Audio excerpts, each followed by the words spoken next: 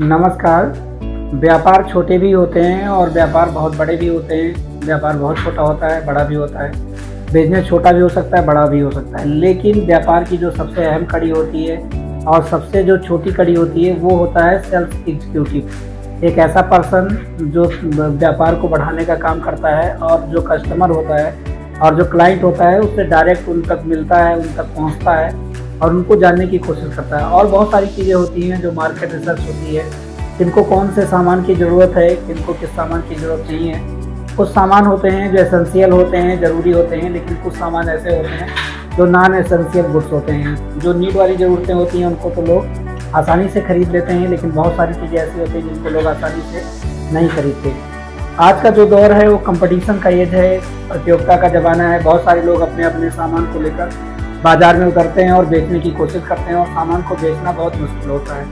इसीलिए बहुत सारे लोग ये बोलते हैं कि अगर आपको एक व्यापार शुरू करना है तो आपको बनाना बहुत आसान है, लेकिन बेचना बहुत मुश्किल। अगर आपके साथ में कोई आपका दुश्मन है तो उसको आप बोल दीजिए कि आप जो मैन्युफैक्चरिंग लगा लीजिए, और उसके पास में अगर बेचने का इंतजाम नहीं है, बेचने का जुगाड़ नहीं है, तो व्यापार की दुनिया में, बिजनेस की दुनिया में कुछ नहीं कर पाएगा और वो आने वाले दिनों में फ्लॉप हो जाएगा। तो बेचना सबसे मुश्किल काम होता है। आज हम एक ऐसे कैरियर के बारे में जानने वाले हैं और एक ऐसे कैरियर वाले चीज़ के बारे में बात करने वाले हैं जिसकी बहुत व्यापार के मामले में बहुत अहम भूमिका होती है, और वो होता है सेल्स एग्जीक्यूटिव। इसका काम होता है कस्टमर से मिलना और कस्टमर के लिए जानकारियाँ लेना। तो आज इसी सेल्स एग्जीक्यूटिव के बारे में हम जानेंगे और समझेंगे कि इस जॉब में जाने के बाद में या कोई अपना ये काम स्टार्ट करना चाहता है और यहाँ से अपना काम शुरू करता है तो उसके पास में कौन कौन सी स्किल होनी चाहिए, या ये जो सेल्स एग्जीक्यूटिव होता है कौन कौन सा काम करता है और इसको कितनी सैलरी मिलती है और कौन कौन से स्किल की ज़रूरत होती है, इसके लिए समझते हैं। और ये यहाँ से शुरू करके कौन कौन से जॉब में जा सकता है और आगे बढ़ने के लिए कौन कौन सा कैरियर पास होता है। तो अगर कोई भी बच्चा 10+2 पास करने के बाद में अगर ये विचार बना रहा है कि हम मार्केट की दुनिया में घुसेंगे या फिर अपना प्लांट लगाएंगे, अपनी मैन्युफैक्चरिंग खोलेंगे या फिर अपना जो है बिजनेस स्टार्ट करेंगे, तो इसके बारे में उसके लिए जानना बहुत ज़रूरी है।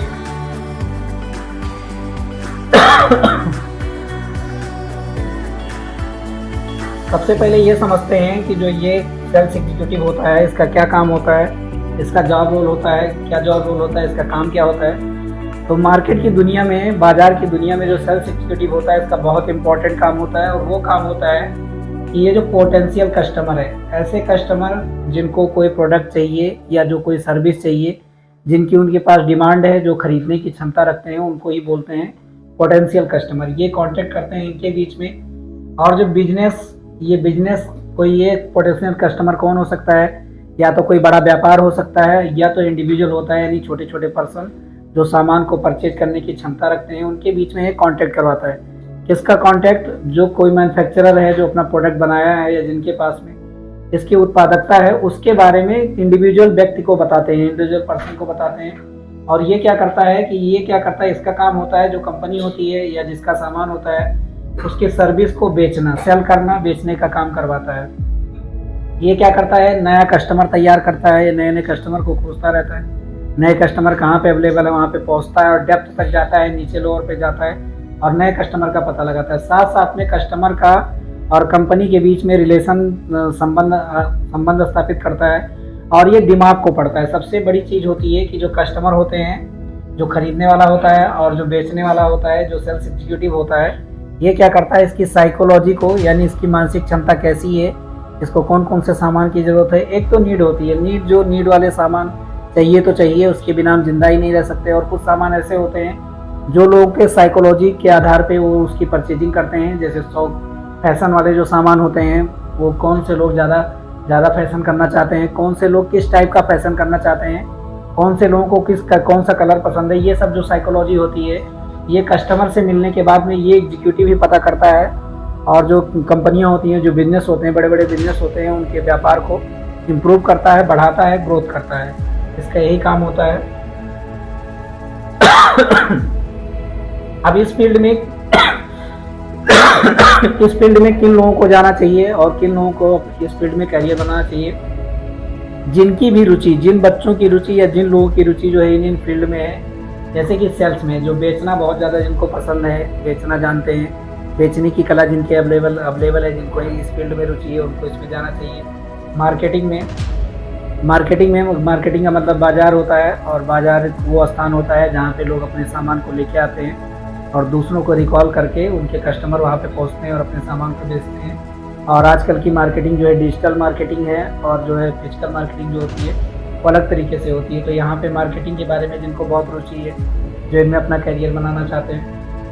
कस्टमर सर्विस ऐसी सेवाएं होती हैं जो कस्टमर को उत्साहित करते हैं और अपने प्रोडक्ट के बारे में ये लोग ऑनलाइन या ऑफलाइन के माध्यम से बताते हैं, वो कस्टमर सर्विस होती है। फाइनेंस के फील्ड में जिनकी रुचि है वो भी इनमें अपना करियर बना सकते हैं। साथ साथ में बिजनेस स्टडीज़ में जो लोग पढ़ाई लिखाई करते हैं, व्यापार में जो लोग पढ़ाई लिखाई करते हैं, और बीकॉम जैसे कोर्सेज जो लोग करते हैं या एमबीए जैसे कोर्सेज जो लोग करते हैं, वो इनमें जा सकते हैं। मैथमेटिक्स, जिनका जो है जोड़ घटाव या जिनकी मैथमेटिक्स अच्छी है, जो कैलकुलेशन अच्छा कर सकते हैं, जिनकी रुचि कैलकुलेशन करने में, वो भी यहाँ पे अपना करियर वो बच्चे बना सकते हैं। एडवर्टाइजिंग, जिनको प्रचार प्रसार करना बहुत पसंद है और अपने प्रोडक्ट को आसानी से कस्टमर को बता सकते हैं, उनको रुझा सकते हैं और ये बताने में सक्षम हो जाते हैं, वो एडवर्टाइजिंग की दुनिया में जो जाना चाहते हैं उनके लिए भी यहाँ पे बहुत अच्छा खासा कैरियर है। और लैंग्वेज, जिनको अपनी भाषाओं से प्यार है और जो क्षेत्रीय लोग हैं और अपनी भाषाओं को अच्छे से समझ सकते हैं और अपनी भाषा में अपने लोगों को, अपने आसपास के लोगों को अच्छे से समझा सकते हैं, और जिनकी रुचि भाषा में है, और ये क्षेत्रीय भाषाएं भी हो सकती हैं और कोई जो है राष्ट्रीय भाषा भी हो सकती है, या अपने प्रोडक्ट को यहाँ से ले जाके वो लोग विदेशों में भी बेच सकते हैं। तो कोई भी भाषा, किसी भी भाषा में जिसकी रुचि है वो अपने कस्टमर से सीधे संपर्क साध सकते हैं और उनको अपने प्रोडक्ट के बारे में बता सकते हैं। तो ऐसी जिनकी रुचि इन चीज़ों में है वो इन क्षेत्र में जा सकते हैं। अब अगली चीज़ है कि क्वालिफिकेशन क्या होनी चाहिए, डिग्री क्या होनी चाहिए। तो इसके लिए कोई सटीक डिग्री की आवश्यकता कई बार नहीं होती है, कोई डिग्री की रिक्वायरमेंट नहीं होती है एक सेल्स एग्जीक्यूटिव बनने के लिए। लेकिन आगे बढ़ने के लिए और इनमें आगे बहुत ज़्यादा ग्रोथ करने के लिए कई सारे ऑर्गेनाइजेशन जो होते हैं, कई सारी जो बिजनेस होते हैं, व्यापार होते हैं, बड़े बड़े व्यापार होते हैं, वो कोई सेलेक्टिव लोगों को लेने के लिए और अपने व्यापार को ज़्यादा बढ़ाने के लिए डिग्री की डिमांड करते हैं, पढ़ाई की डिमांड करते हैं। तो वो पढ़ाइयाँ क्या होती हैं, और कई सारे प्रोडक्ट ऐसे होते हैं जिनमें टेक्निकल नॉलेज की ज़रूरत होती है। जैसे मान लीजिए कि मेडिसिन का अगर बिजनेस करना है, ड्रग का अगर व्यापार करना है, तो ड्रग एग्जीक्यूटिव को लिए, जो सेल एग्जीक्यूटिव होता है, जिनको हम लोग एमआर के नाम से जानते हैं, मेडिकल रिप्रेजेंटेटिव जिनको बोलते हैं, इनके लिए जो है टेक्निकल डिग्री की आवश्यकता होती है। और कई सारे जो टेक्निकल प्रोडक्ट होते हैं, जो टेक्निकल सामान होते हैं, उनको टेक्निकल लोग ही अच्छे से समझा सकते हैं, तो वहाँ पे टेक्निकल डिग्री की आवश्यकता होती है। इसमें कई सारी डिग्रियाँ हैं, बीफॉर्म है, बैचलर ऑफ फार्मेसी है, जो लोग दवाई में पढ़ाई कर रहे हैं और दवाई के क्षेत्र में जाना चाहते हैं, उनके एग्जीक्यूटिव बनना चाहते हैं, उनके लिए फील्ड ज़्यादा अच्छा रहता है। बीबीए है, बिजनेस एडमिनिस्ट्रेशन में जो लोग पढ़ाई करते हैं, बैचलर की डिग्री जो लोग लेते हैं, उनके लिए ये लोग ये पढ़ाई कर सकते हैं। बीकॉम में बैचलर ऑफ कॉमर्स की पढ़ाई भी इनके लिए कई बार ज़रूरत होती है। और बीए इन मार्केटिंग और एमबीए इन मार्केटिंग, इन क्षेत्रों में पढ़ाई करने के बाद में ये क्वालिफिकेशन की रिक्वायरमेंट होती है, और ये क्वालिफिकेशन लेने के बाद में लोग ज़्यादा ग्रोथ करते हैं। अब स्किल की अगर हम बात करें कि कौन कौन से स्किल की ज़रूरत होती है, मतलब कौन सी स्किल ज़्यादा चाहिए इसमें, अगर इस फील्ड में हम जाना चाहते हैं और एक सेल्स एग्जीक्यूटिव हम बनना चाहते हैं, तो कौन सी स्किल की सबसे पहली स्किल की जो ज़रूरत होती है, कम्युनिकेशन की।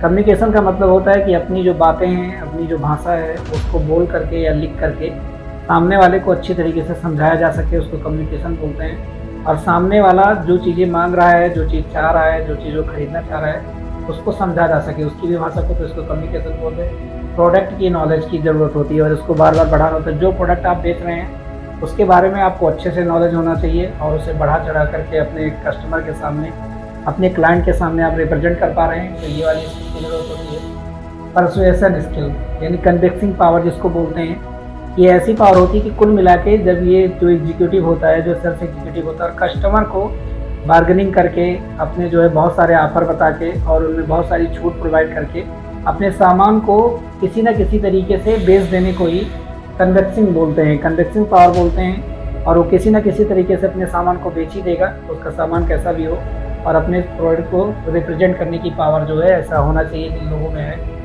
कस्टमर सर्विस स्किल, और कस्टमर सर्विस स्किल वो स्किल होती है जिनमें लोग टेलीफोन के माध्यम से या डायरेक्ट मिलने के बाद में अपनी सर्विस के बारे में अच्छे से अपने उपभोक्ता को या अपने जो खरीदने वाले लोग हैं उनको अच्छी तरीके से समझा ले जाएं और बता ले जाएं।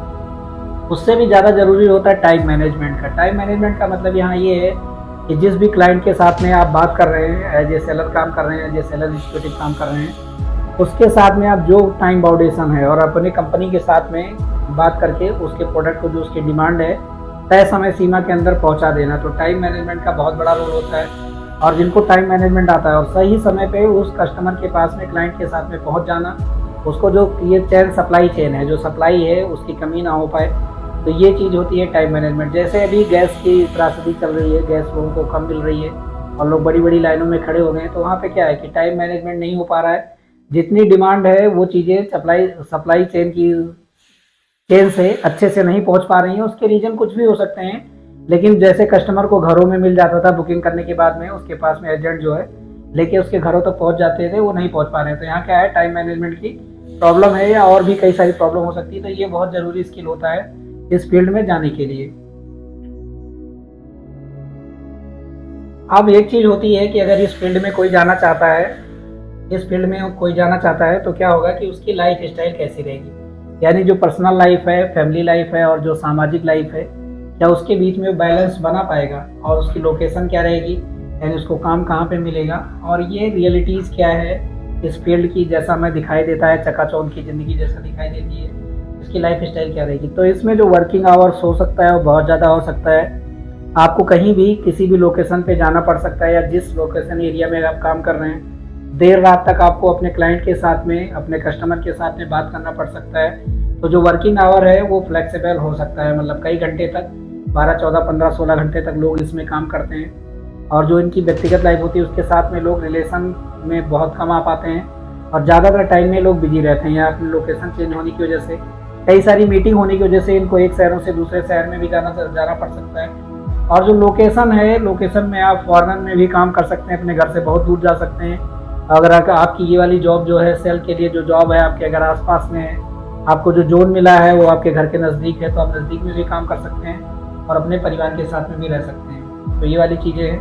तो लाइफ का बैलेंस थोड़ा टिपिकल भी यहाँ दिखाई देता है कि जो वर्किंग आवर है वो बहुत ज़्यादा है। अब अगली चीज़ जो होती है कैरियर पाथ का मतलब होता है कि इसमें जुड़ने के बाद में आप कैसे कैसे करके आगे बढ़ेंगे, कैसे कैसे करके आगे जाएंगे।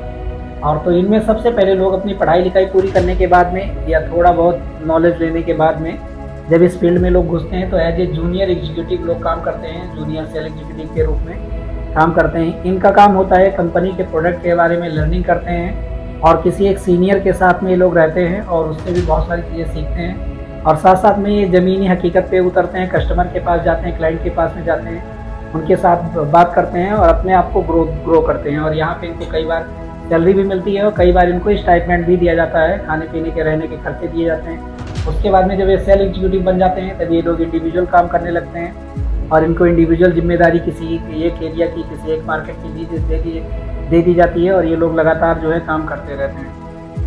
इसके बाद में ये की अकाउंट मैनेजर भी बन सकते हैं। की अकाउंट मैनेजर जो होता है, इसकी जिम्मेदारी होती है कि ये जो कंपनी के जो उत्पाद हैं, जो मार्केट है, उनके बारे में भी जानकारी रखता है और बेचने की इसकी बहुत बड़ी जिम्मेदारी। साथ साथ में जो नीचे का लोअर स्टाफ है, जो SM है, जो AM है, एरिया मैनेजर जो है, और जो सेल एग्जीक्यूटिव और जूनियर एग्जीक्यूटिव है, इनके साथ में भी इनके अच्छे संबंध होते हैं। और जो सेल मैनेजर होता है, सेल मैनेजर कई सारे जो ये जूनियर एग्जीक्यूटिव और सेल एग्जीक्यूटिव होते हैं इनके ऊपर काम करते हैं। एक जोन के मालिक होते हैं, इनके अंडर में कई सारे लोग रहते हैं और इनकी भी एक बड़ी जिम्मेदारी होती है। ये सेल मैनेजर जो होता है ये भी अपने क्लाइंट के साथ में, अपने कस्टमर के साथ में भी मिलता है, लेकिन इसके जो मिलने का जो रेशियो होता है, जो दिन होते हैं वो थोड़े कम होते हैं, कई दिनों के बाद मिलता है। लेकिन जो जूनियर एग्जीक्यूटिव जो होते हैं और जो सेल एग्जीक्यूटिव होते हैं कम दिनों में बार बार मिलते रहते हैं। अब जो स्पेशलिस्ट सेल एग्जीक्यूटिव भी बन सकते हैं, और ये फाइनेंशियल के क्षेत्र में, फाइनेंशियल या फार्मास्यूटिकल प्रोडक्ट के क्षेत्र में होता है, जो मतलब स्पेशल प्रोडक्ट को सेल करते हैं। तो यहाँ पे भी बहुत अच्छा खासा स्कोप है और इसमें भी बहुत सारे लोग अच्छे खासे पैसे कमाते हैं।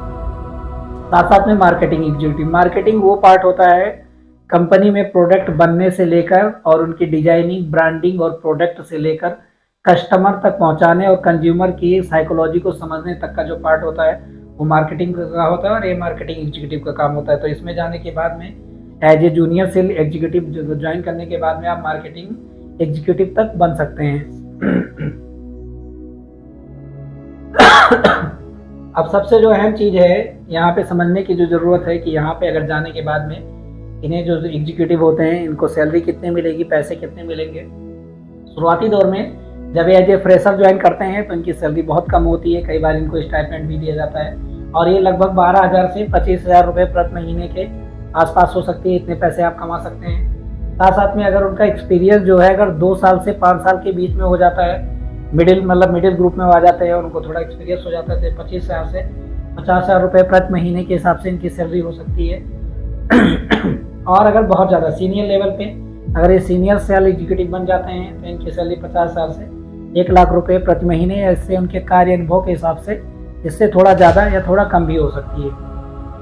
अतिरिक्त कमाई जो ये सेल एग्जीक्यूटिव होते हैं इनकी एक्स्ट्रा कमाई भी होती है और एक्स्ट्रा कमाई क्या होती है वो होती है इंसेंटिव। इंसेंटिव क्या होता है कि जब ये अपनी बिक्री जो है तो जितना इनका टारगेट होता है, टारगेट बेस की जॉब होती है और उससे इंक्रीज कर देते हैं तो इनके टारगेट के हिसाब से जितना ज़्यादा ये सेल करते हैं उसके हिसाब से इनको एक्स्ट्रा पैसा दिए जाते हैं और ये 5,000 से 50,000 रुपये से ज़्यादा या उससे भी ज़्यादा हो सकता है।